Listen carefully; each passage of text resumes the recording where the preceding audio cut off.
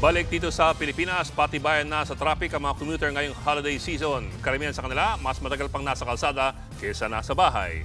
At live mula sa EDSA Mandaluyong, nasa frontline na balitang yan si Reniel Pawid. Reniel, ano nang lagay ng trapiko dyan? Bok, gaya nga roon sa napuntahan natin kanina na terminal ng isang UV Express at ng Modern Jeepney, yung haba ng pila roon ay nagsisimula raw ng alas 3 nga ng hapon at tatagal yan hanggang alauna ng madaling araw. Kanina nga'y naabutan natin ang magkaibigang sina Akesha at Micaela. Ngalay na raw sila sa pagtayo habang naghihintay ng masasakyan sa terminal. Dumaan lang sila sa isang mall para mag last minute shopping ng mga panregalo sa Pasko. Pero laking gulat daw nila nang maabutan ng pila sa terminal ng UV Express, Pacarmona, Rizal. Nasa 3 oras na kasi sila sa pila pero tila hindi nauubusan ng pasahero. Sabi nga ng mga driver, traffic din ang kanilang kalaban tuwing holiday season. Kaya gaya ng mga commuter, problemado rin daw sila dahil mas kakaunti ang kanilang biyahe dahil sa trapiko. Pakinggan natin ang kanilang mga pahayag. Parang mga 5 or before 5 po, andito na po kami. Nag-iintay po ng masasakyan.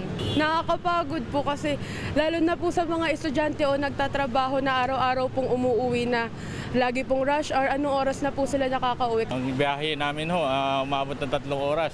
Makarating dito sa minsan 2.5 oras, C500. Pagod-pagod po ba? Ay, mapagod po, pagod. Tsaka mahina ang biyahe.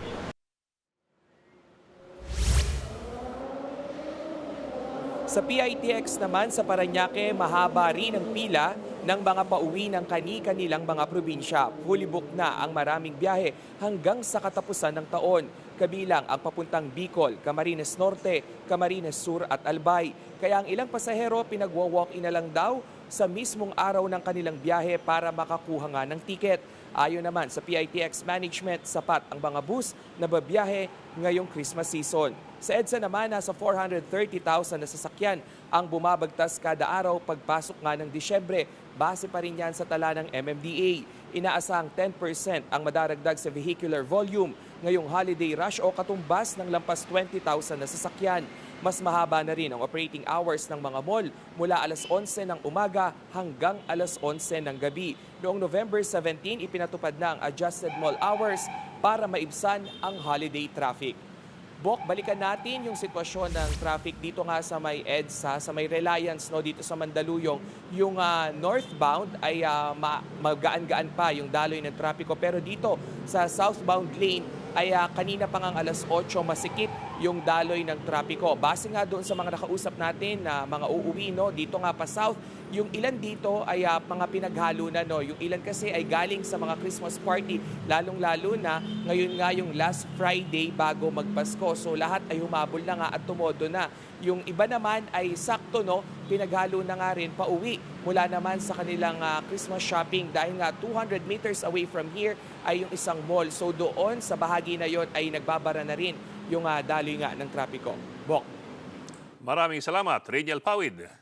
Mga kapatid, Ed Lingaw po, maging maalam at may pakialam sa mga napapanahong balita sa ating bansa. Para sa mas malilimang pagtalakay at paghimay sa mga issue at headlines, mag-follow at mag-subscribe sa social media pages ng News 5.